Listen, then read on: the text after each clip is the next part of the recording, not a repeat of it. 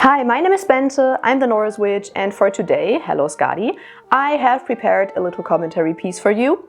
You know me, I am a double Leo. I like to say my opinion on the internet for everyone to judge. Not that it really matters, because my opinion should not matter to you, but still I'm a yapper. I like to talk about my opinion and about my views on my channel, so that's what I'm going to do today. I will probably piss off some people with what I will be saying today, because I am going to be talking about capitalism in the witchcraft community, or even broader speaking in the magical community, because I kind of feel like it is most prevalent at the moment in witchcraft circles, but it might also be in other magical circles. I don't know personally. So yeah, we will be talking about capitalism. Yay! I know a lot of people will probably be pissed off, but we have to talk about it. I kind of feel like we have to talk about it, so let's do that today.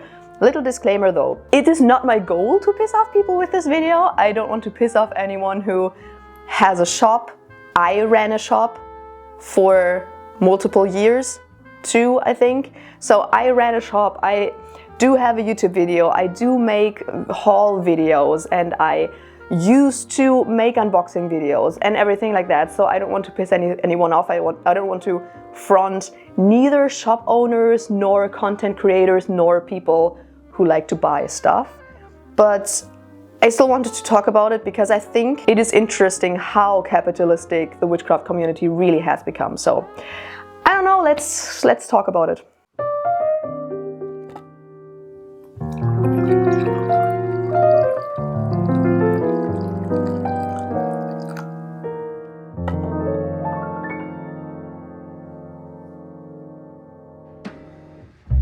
So I guess to start off this video, I should explain why I even wanted to make this video.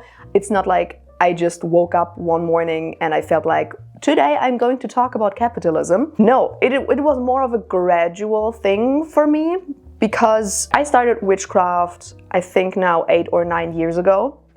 And back when I started out, and I guess like in the 60s, 70s, 80s, that was even more the case. But I feel like back then, witchcraft was very much about learning and about doing and making your own stuff.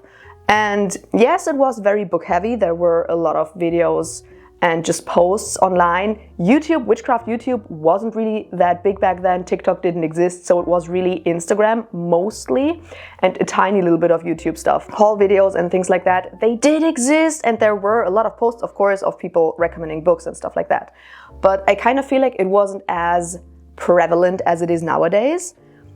Nowadays, I kind of feel like, especially the witchcraft online community is revolving a lot around buying things and about subscription boxes, doing unboxings, showing things that you've bought, and even things like recommending or like making a gift guide for Christmas and things like that for witchcraft practitioners and stuff like that. I kind of feel like it has become very heavy on content like that. And in general, I kind of feel like people are more and more buying products and even buying entire spell work that has already been done by another practitioner and buying that spell work instead of doing the spell work themselves. And again, it's not like I'm holding a grudge against shop owners or anything, and I don't have anything against like subscription boxes or anything like that. One, I used to run my own shop. I used to make a lot of haul videos or talk about things that I bought in my favorites videos. I used to make a lot of unboxings for the Witch's Moon. So I also used to make a lot of that content. And part of that is, one, because it's very easy content. People love hauls, people love unboxings. I don't know why, but people like it and people click it. So of course, it's easy to make that content because you don't have to write a script or anything. You're literally just unboxing something and reacting to it. It's easy content and you get a lot of rewards for it. And also, of course, if you buy things and if you're unboxing something, it gives you a lot of dopamine. I mean, that's why we are buying things. We want to make ourselves feel better. I would personally keep books out of that area because, at least for me, I don't buy books for the dopamine. I buy books as sources to learn things. So when I'm buying a book, it's very, very different than if I would be, I don't know, buying a new cauldron that I don't need, or a fancy candle holder that I don't need. So I would keep those two things a little bit separate. And also, a lot of the times when people make content about books, it's usually not about books specifically, but sources. And a lot of the times that's not even only books, but also websites, videos, whatever. So I would keep those two things separate. But I think it is very, very interesting to see how capitalistic the magical practitioner community, and especially the witchcraft community, has become. I kind of feel like online it's 75% hauls and unboxings and things like that.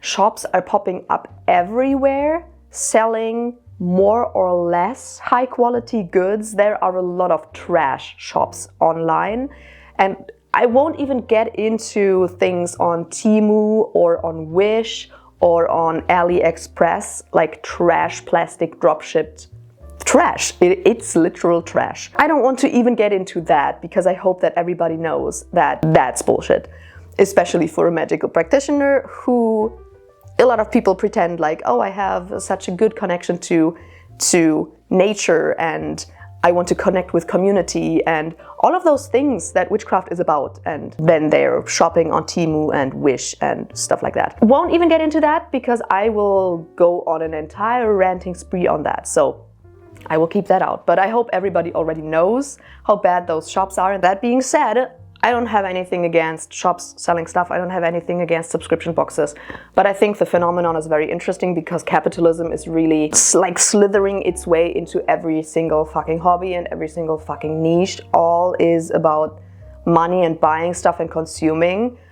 But I think especially in witchcraft and magical practices, that is so interesting. If we're talking about historical practices, of course there have always been like cunning people, for example, cunning men, cunning women, cunning people, to keep it more gender neutral, and other magical practitioners called different things in different places that have been providing services and that have been selling goods and selling spell work and selling readings and exchanging goods for services and things like that. That has always been the case. But I think it's interesting because if we look at it historically, the people who were selling stuff, those were the magical practitioners, and the people who were buying that stuff were non-magical practitioners. And nowadays I kind of feel like even more people who call themselves magical practitioners are buying those things. And I feel like that's a switch that has happened within the last maybe 10 years or something. And there's even a lot of the time brands or shops that have nothing to do with witchcraft or magical practitioners selling goods to witches. They kind of saw this emergence of more and more people getting into witchcraft and they smelled money. So they started selling witchcraft beginners kits. But I think it's very interesting that like a switch has happened where a lot of magical practitioners are buying spell work and things from other magical practitioners. I feel like I'm disclaimering the entire video through, but I will be getting to the point now because my point is not you should not be buying from shops ever. Like you should never support any other practitioners who are selling things. Not at all. What I'm getting at is, why do people stop making things themselves? Why do people, like magical practitioners, start more and more buying things like, what's a good example? Oils maybe. Start buying more and more oils from other magical practitioners instead of making them themselves. And I kind of feel like that is mostly due to the fact that a lot of magical practitioners don't have a lot of confidence in their own skills. And I think that is very sad. And that is the point that I want to get to with this video. Not that I think it's wrong to buy tools from other practitioners, especially if someone is not a practitioner. Then of course they will buy spell work from other people. That makes a lot of sense. But I kind of feel like the fact that a lot of magical practitioners nowadays are buying ready-made tools or buying even ready-made spell work from other practitioners is kind of sad, because it feels like to me that especially beginners are not confident in their own skills and they don't really feel confident enough to experiment. Because I know that for some people, if you are buying spell work from other people, the reason is because you don't feel like you're experienced enough to do it yourself. And of course, with like heavy stuff, I understand that. But the experimentation is what it's all about. How do you want to get the skills if you're not experimenting and trying to do it yourself. You know what I mean? I kind of feel like this is largely due to people not having enough self-confidence to try casting their own spells or to experiment with different things. They probably don't feel like they know enough yet, which is bullshit. It doesn't matter how much you know, you can start experimenting right away with different kinds of things. And I kind of feel like it's the same thing for tools. Let's just stay with the example of oils. Making oils is not like a specialized craft. If I personally wanted, let's say, a magical blade, then I would for sure go to a blacksmith who is also a practitioner and buy a blade from them. Not even a question, because of course not everyone has the same skills, so we have to buy some tools from other practitioners. Not even a question. But I kind of feel like for very basic things like oils and candles, incense blends and things like that, there is not really a reason why you should not be making them yourself. Let's just stay with the example of oils again. Making oils is extremely easy. There is a lot of how-tos online and in multiple books. You really only need oil and herbs and maybe some other items that you want to add, but you don't even need that. And then you can experiment so much with it, which is so fun. And the more you try it and the more you fail, the more you will learn. And then at the end of the process, you will be able to make amazing oils.